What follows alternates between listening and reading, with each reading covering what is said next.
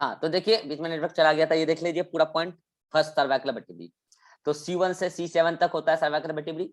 सबसे पहली बात, जितने भी टाइप के वर्टिब्री मैंने बताया, सर्वाइकल, थोरेसिक, लंबर, सैक्रल, कॉग्निटल, सबसे स्मॉलेस्ट और सबसे लाइटेस्ट, छोटा और हल्का सर्वाइकल वर्टिब्री ही होता है। और जाहिर सी बात है भारी भरकम अगर ऊपर रख देते तो इतना बड़ा बॉडी वेट वेट कैसे होता, इसलिए ऊपर हल्का वाला वर्टिब्री लगा हुआ है, ठीक है। तो the number of cervical vertebrae are 7 in almost all mammals including human being. मैंने कहा था सर्वाइकल 7 गो होता है, थोरेसिक 12 गो होता है, लेकिन इस बात का एक्सेप्शन भी है अपने पास, हम ये एक्सेप्शन एनिमल डाइवर्सिटी में डील कर लेंगे, ठीक है। नेक्स्ट एटलस, फर्स्ट वर्टिब्री होता है C1 जिसको कहते हैं, first vertebrae vertebral column. Neural spine pre and post zygapophysis और बॉडी अब्सेंट होता है, पहले बता रखा है। वर्टिब्रल फोरामेन और या उसी को बोलो vertebral foramen and transverse process, जो ये रिंग शेप्ड है, यहाँ पे ट्रांसवर्स प्रोसेस है जो रिंग शेप्ड है। कल जो मैंने बताया था वो रिंग शेप्ड नहीं था, वो था पंख टाइप का ऐसा। और आज जो मैं बार बार बना रहा हूँ that is the ring shaped transverse process, ये भी एक पहचान है इसका, ये रिंग शेप्ड ट्रांसवर्स प्रोसेस है। अब कि इसको यस बोन कहते हैं वो मैं अभी समझाऊंगा, अच्छे से होल्ड करो, अभी मैं यस और नो दोनों समझाऊंगा, ठीक है। तो ये वाला डायग्राम है, ये वाला डायग्राम मैं समझा चुका हूं, और ये सेम डायग्राम है। ये रिंग शेप्ड ट्रांसवर्स प्रोसेस है, फोरामेन ऑफ ट्रांसवर्सोनियम है, ठीक है। ये वर्टिब्रल फोरामेन है, ट्रांसवर्सेनियम ए होगा यहाँ पे, ट्रांसवर्सेनियम, ठीक है। और ये दोनों आर्टिकुलेटिंग साइट है किसके लिए, ये ऑक्सीपिटल बोन का जो ऑक्सीपिटल कोंडाइल है उसके लिए। और ये जो पूरा का पूरा साइट है दैट वन, जो मैंने यहाँ पे भी बताया था अभी थोड़ी देर पहले, दैट वन नीचे की तरफ से, उसको फील करो कि वो नीचे की तरफ से है। That site is actually for binding for odontoid process and that site called as odontoid fossa, ठीक है जी। और यहाँ पे एक लिगामेंट है, और इस लिगामेंट के बाद जो पूरा का पूरा कैविटी है that cavity is vertebral foramen, जैसे कि स्पाइनल कॉर्ड नीचे गिरेगा। अब इसको यस बोन क्यों कहते हैं, इससे यस ज्वाइंट कैसे बनता है उस पर भी हम चर्चा करेंगे। उससे पहले हम आपको दूसरा bone that is the axis, second vertebral column का जो सेकेंड बोन है उसको पहले हम यहाँ पे बना रहे हैं। उसके जस्ट नीचे ये वाला एक पूरा का पूरा हो गया C1, उसके जस्ट नीचे है C2, और C2 एकदम वैसा ही है जैसा कल मैंने बनाया था, एकदम वैसा ही जैसा कल मैंने बनाया। मुझे बताओ कल जो मैंने सेंटर पे बनाया था, this canal is called as, जल्दी बोलो, न्यूरल कैनाल, फोरामेन ऑफ, अरे भाई न्यूरल कैनाल बोलो ना सीधा, या स्पाइनल कैनाल, ठीक है। ये फोरामेन कहाँ से आ गया, और इसके पीछे की तरफ यानी कि डॉर्सल की तरफ याद करो ये क्या है जो मैं बना रहा हूं अभी, दैट इज न्यूरल स्पाइन। और मैंने कहा था neural spine, neural spine C2 से स्टार्ट हो जाता है, कैसा, बाइफीड, इस टाइप से होता है, ठीक है। फिर इसके बाद इधर की तरफ ये जो पूरा प्रोसेस है ये क्या है, ट्रांसवर्स प्रोसेस, और फिर यहाँ पे है एक पूरा का पूरा बॉडी रखा हुआ, and that body is called as, that body is called as body, soft tissue, body. और उसके सेंटर पे न्यूक्लियस पल्पोसस। क्या सर्वाइकल वर्टिब्री में किसी प्रकार का कोई डेमी फैसेट्स नहीं, कोई डेमी फैसेट नहीं है। ये हो गया बॉडी। बॉडी एक्चुअली इसके साथ इस तरीके से अटैच्ड होता है पूरा का पूरा, ठीक है, ऐसे उसके अटैचमेंट में होता है, ठीक है, ये बॉडी है, ठीक है जी। और ये पूरा क्या है बताना, ट्रांसवर्स प्रोसेस में ये क्या है, फोरामेन ऑफ ट्रांसवर्स, वो उसके जस्ट नीचे होता है। अब इसको फील करो, ये तो पीछे की तरफ चला गया डोर्सल साइड में। अब इसको फील करो कि ये वाला जो कैनाल है और ये वाला जो कैनाल है, ये दोनों तो एक दूसरे के आमने सामने आ जाता है भाई, पहली बात, ये दोनों एक दूसरे के आमने सामने आ गया जिससे स्पाइनल कॉर्ड नीचे गिरेगा। फिर ये वाला जो कैनाल है और ये वाला जो है एक दूसरे के आमने सामने आ जाता है, जिससे क्या गिरेगा, नर्व और ब्लड वेसल्स, ठीक है जी। अब मैं बता रहा हूं कि ये वाला जो स्ट्रक्चर है, ये वाला जो क्या है, इसके नीचे से गड्ढा है, नीचे की तरफ से फील करो, डॉट डॉट करके दिखाता हूं, नीचे की तरफ से, ठीक है। तो इसमें इसका एक प्रोसेस होता है यहां पे इस तरीके से, and that process is called as odontoid process. क्या बोलते हैं इसको, ओडोंटॉइड प्रोसेस, ओडोंटॉइड प्रोसेस। और ये क्या था बोलना जरा, ओडोंटॉइड फोसा, क्या था ओडोंटॉइड फोसा। अब मुझे बताओ इसके ट्रांसवर्स प्रोसेस में क्या प्री एंड पोस्ट जैकोपोफाइसिस होगा, सोच के बताओ। No, sir. प्री नहीं होगा, पोस्ट होगा। प्री इसलिए नहीं होगा क्योंकि C1 में पोस्ट नहीं है, इसमें प्री पोस्ट जैकोपोफाइसिस होगा क्योंकि जो नीचे C1 वर्टिब्री आएगा ना, सॉरी C3 के प्री जैकोपोफाइसिस के साथ ग्लाइडिंग ज्वाइंट बनाएगा, इसलिए इसमें पोस्ट जैकोपोफाइसिस तो है, प्री जैकोपोफाइसिस नहीं है। यानी कि कुल मिला के आपको C2 वर्टिब्री में मोटा मोटी क्या याद रखना है, जिसमें न्यूरल स्पाइन है, ट्रांसवर्स प्रोसेस है, फोरामेन ऑफ ट्रांसवर्सोनियम है, न्यूरल फोरामेन है, बॉडी है लेकिन बॉडी में डेमी फैसेट्स नहीं है। इसके बाद इसमें प्री जैकोपोफाइसिस तो नहीं है लेकिन पोस्ट जैकोपोफाइसिस है। और एक एक्स्ट्रा बात याद रखना है, यहाँ ओडोंटॉइड प्रोसेस है। अब इसको नो बोन कहते हैं। अब आ जाओ ये चक्कर ही खत्म कर दे नो और इसका यस का। देखो क्या है कि जो ये वाला ज्वाइंट है, किस कलर से बता दूं मैं, इससे बताता हूं। ये वाला जो ज्वाइंट है, this joint is called as, अभी नाम बताया था मैंने, बोलो कोई। This is called as occipito या एटलेंटो ऑक्सीपिटल, ऐसे बोलो, एटलेंटो ऑक्सीपिटल ज्वाइंट। ये एक प्रकार का कैसा ज्वाइंट है, कॉन्डिलॉइड ज्वाइंट, क्योंकि कॉन्डाइल ने बनाया है ज्वाइंट, कॉन्डिलॉइड ज्वाइंट। अब समझना ये ज्वाइंट किस प्रकार से, ऐसे है, देखना ऐसे, एक इधर और एक इधर।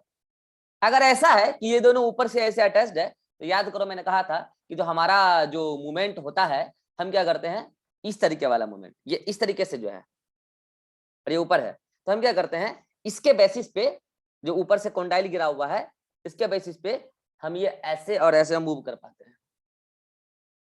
हम ऐसे जो मूव कर रहे हैं वो इस ज्वाइंट की वजह से नहीं है, हम जो ये साइन दे पा रहे हैं, and this is sine for yes, कुछ भी पूछा यस, तो ये जो साइन हम दे पा रहे हैं due to this atlanto occipital joint, so that C1 vertebrae called as yes bone and this joint is called as yes joint।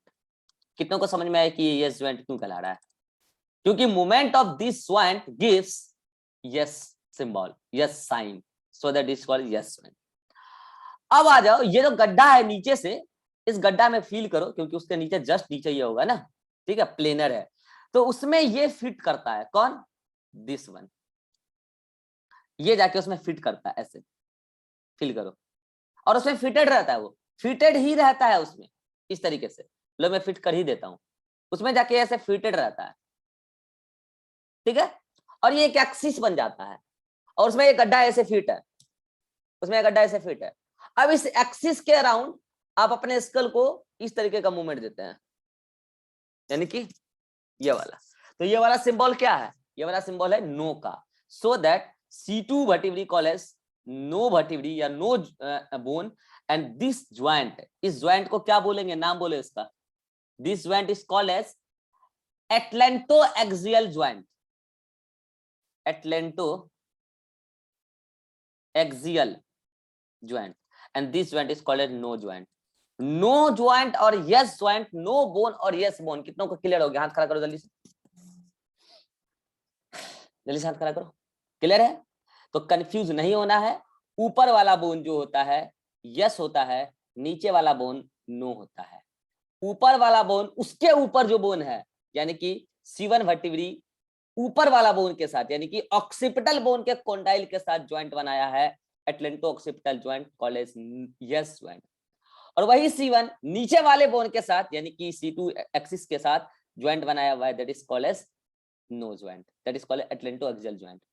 तो याद रहे कि यस ज्वाइंट में बनने के लिए कौन कौन पार्टिसिपेट किया है, कौन कौन पार्टिसिपेट किया, जल्दी बताओ।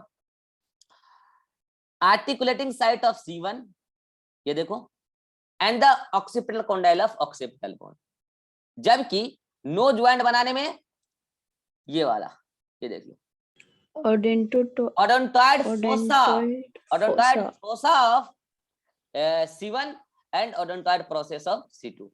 अब मुझे पता है बच्चा कल आके बोलेगा कि सर C1 तो यस में भी इन्वॉल्व हो रहा है, C1 तो नो में भी इन्वॉल्व हो रहा है, तो फिर C1 को यस भी बोलो और नो भी बोलो, नहीं बोल सकते ना, उसको कोई एक ही बोलना है। लेकिन नो में ये जो एक्सिस है, एक्सिस केवल नो में इन्वॉल्व हो रहा है, इसलिए इसको नो बोला, उसको यस बोला, सिंपल सी बात है। और मूवमेंट इसके एक्सिस के अराउंड हो रहा है, इसलिए इसका नाम है एक्सिस। ठीक है, तो अब एक एक करके सारा पॉइंट रीड कर लो। Second vertebrae vertebral column, pre zygapophysis नहीं है, न्यूरल स्पाइन बाय फीड है, ट्रांसवर्स प्रोसेस है और नॉर्मल है, रिंग शेप नहीं है यहाँ पे। पोस्ट जैकोपोफाइसिस है, वर्टिब्रल फोरामेन है, इसके पास ओडोंटॉइड प्रोसेस है, called as no bone. Structure वही है जो मैंने बनाया है।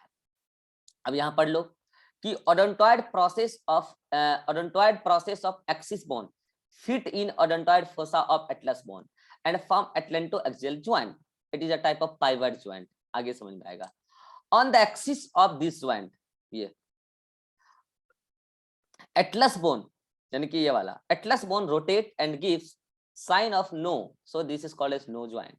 Axis इसने दिया है, इसलिए इसको बोला no joint. मूव ये कर रहा है, तो ऐसे ऐसे मूव करेगा ये वाला, ऐसे ऐसे मूव करेगा तो no joint, और अगर ऐसे ऐसे मूव करेगा तो yes joint। ठीक है, यस जॉइंट का भी कंटेंट देख लो, यहाँ पे लिखा होगा, ये जहां यहाँ पे लिखा है yes joint. Occipital condyle of occipital bone of skull, occipital condyle of occipital bone of skull articulate with the articulate side या फिसेट्स गड्ढा फॉर ऑक्सिपिटल कंडाइल, ये फाउंड ऑन एटलस बोन, ये and from atlanto occipital joint a type of condyloid joint. Movement of this joint gives sign of yes, so this is called as yes joint. अब बताऊं फांसी में क्या होता है, फांसी में या आत्महत्या जो लोग करते हैं लटक के, उसमें क्या होता है, उसमें क्यों पर्सन का डेथ हो जाता है? ठीक है, उसमें पर्सन का डेथ होता है इसकी वजह से। ये जो नॉर्मली होता है ओडोंटॉइड प्रोसेस, ये वाला, ये ओडोंटॉइड फोसा में घुसा होता है। ठीक है, ओडोंटॉइड फोसा में घुसा हुआ है पीछे की तरफ से। अब मुझे बताओ, ये जो पूरा का पूरा येलो वाला पार्ट है, ये आगे की तरफ से यस और नो, और उससे नीचे कौन गिर रहा है, कोई बताएगा? स्पाइनल कॉर्ड है ना, और उस स्पाइनल कॉर्ड के जस्ट ऊपर कौन होगा? मेडुला ऑब्लोंगाटा, यस और नो? मेडुला ऑब्लोंगाटा ब्रेन का पार्ट। Yes sir. अब देखो होता क्या है, जब फांसी लगता है ना, तो क्या करते हैं ना, इस पूरे गर्दन को पहले लटका के रखते हैं, ऐसे एक सहारा दे के रखते हैं, और नीचे वो पैर से जो है एक सपोर्ट पे होता है। अभी फांसी मिला था ना पिछले साल, जो वो दामिनी वाला केस था, निर्भया वाला, सॉरी। ठीक है, तो जल्लाद लोग क्या करते हैं, वो लोग अच्छा रास्ता बनाते हैं और नीचे सपोर्ट होता है। ठीक है, तो रस्से से पहले उसको, पहले तो जो क्रियाक्रम होता है वो कर देते हैं, उसका आखिरी इच्छा वगैरह सब। ठीक है, वो सब मानवता के लिए। साइंस पे आता है, साइंस क्या कहता है? साइंस ये कहता है कि उसको पहले गर्दन वहां पे सपोर्ट दे दिया, तो अभी उसके गर्दन को कोई डिस्टर्बेंस नहीं है, पूरा मेटाबॉलिक एक्टिविटी नॉर्मल चल रहा है, नीचे सपोर्ट है, वो एक जस्ट एक नॉर्मल सिचुएशन में खड़ा है वहां पे, बस। अब क्या करते हैं, उसका गर्दन और रस्से के बीच में एकदम बिल्कुल सा भी गैप नहीं रखते हैं।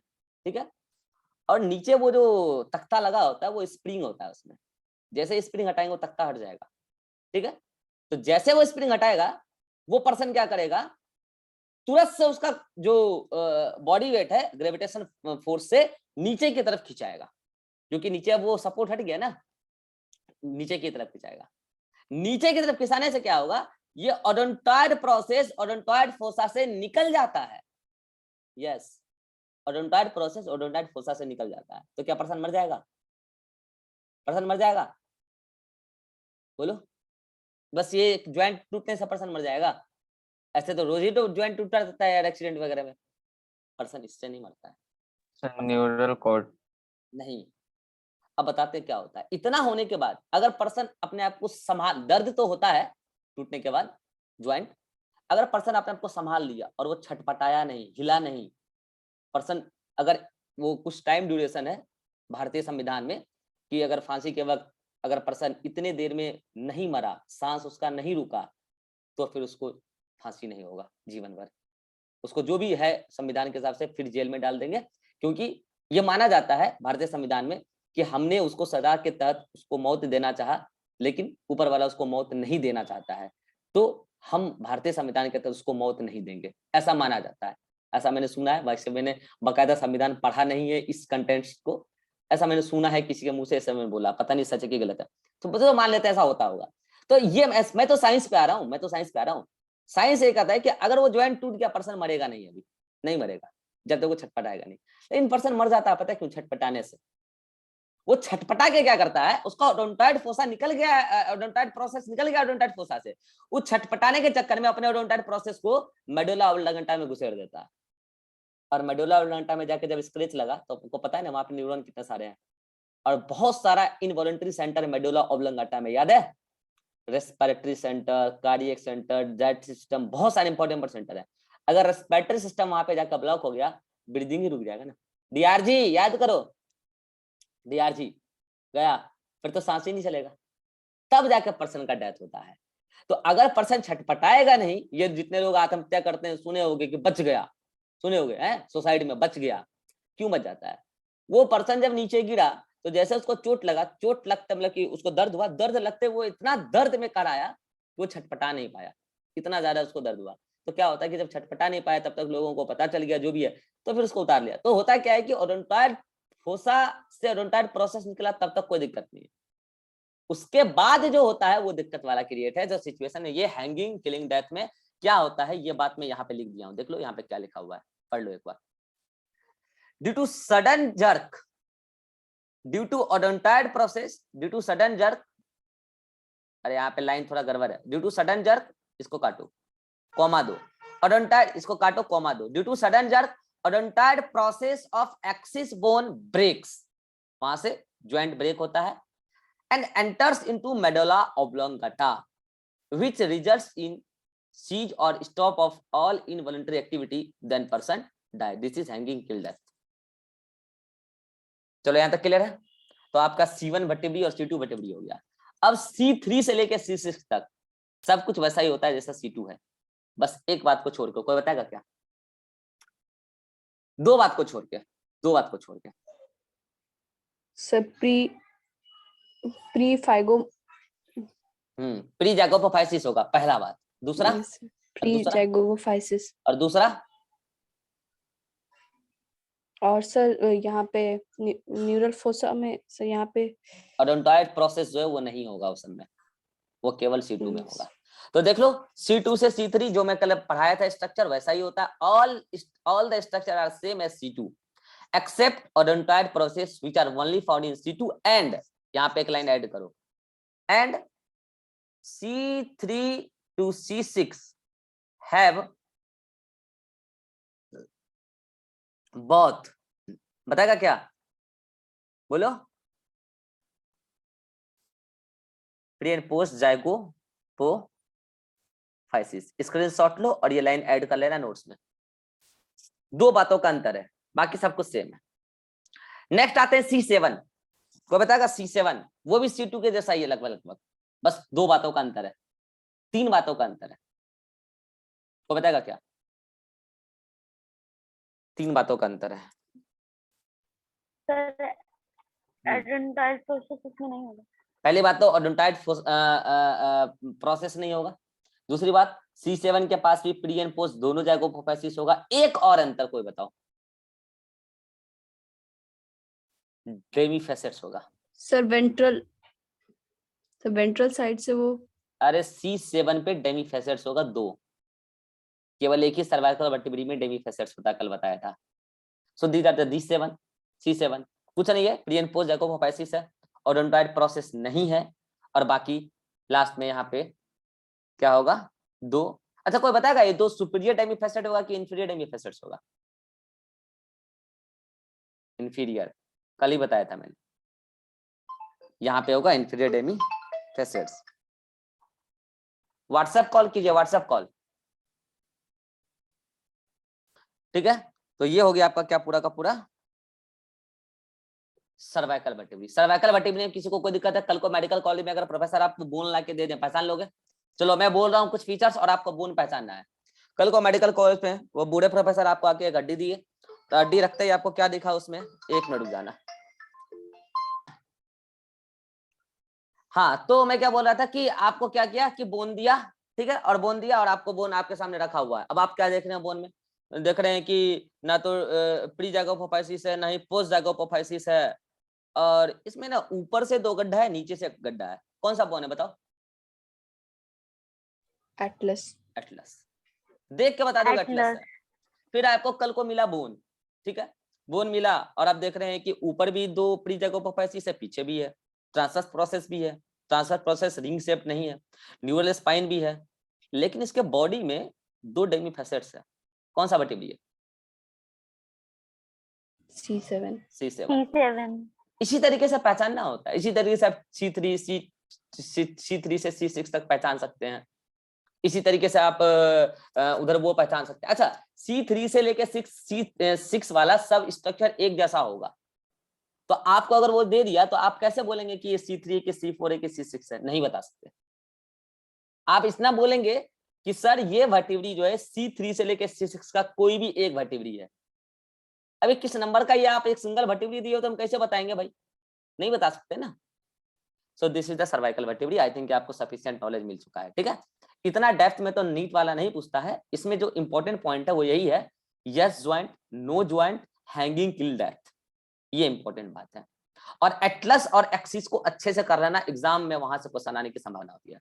Now our next vertebrae is thoracic vertebrae. क्या ये मैं पहले बता चुका हूं? सब कुछ वैसा जैसा कल मैंने बताया था, सब कुछ वैसा जैसा कल मैंने बताया था।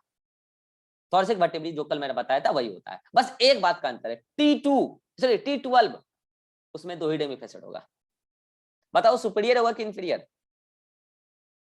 सुपीरियर सुपीरियर और मैं आपको बता दूं जो थोरेसिक वर्टिब्री है वो सर्वाइकल वर्टिब्री से थोड़ा सा लार्जर होता है, ठीक है। नेक्स्ट आता है लंबर। लंबर आपको मैं बता दूं ये सबसे हेवीएस्ट और लार्जेस्ट वर्टिब्री होता है सर्वाइकल, थोरेसिक, सैक्रल, कॉक्सियल के कंपैरिजन में, क्योंकि पता है ये जो आपका बॉडी वेट जो मेनली वियर कर रहा है ना वो वही होता है। फिजिक्स में आपने पढ़ा होगा सेंटर ऑफ मास, पढ़ा है? तो सेंटर ऑफ मास होता है जो वेट बियरिंग जो सेंटर होता है, वहां पे जो चीजें हैं वो अगर हैवी नहीं होगा तो वो वेट बियर कैसे करेगा भाई पेरिफेरी का? तो जो सेंटर हमारे बॉडी का जो बैक वाला सेंटर है वो तो लंबर ही है, अपर बैक जो वही तो हमारे बॉडी का सेंटर है पीछे की तरफ, तो वो हैवीएस्ट होता है और लार्जेस्ट होता है, बस इतना ही बात याद रखना है। स्ट्रक्चर वैसा ही जैसा कल बताया था, कोई चेंजेस नहीं, स्ट्रक्चर वैसा ही है। अब आता है सैक्रल और कॉक्सियल।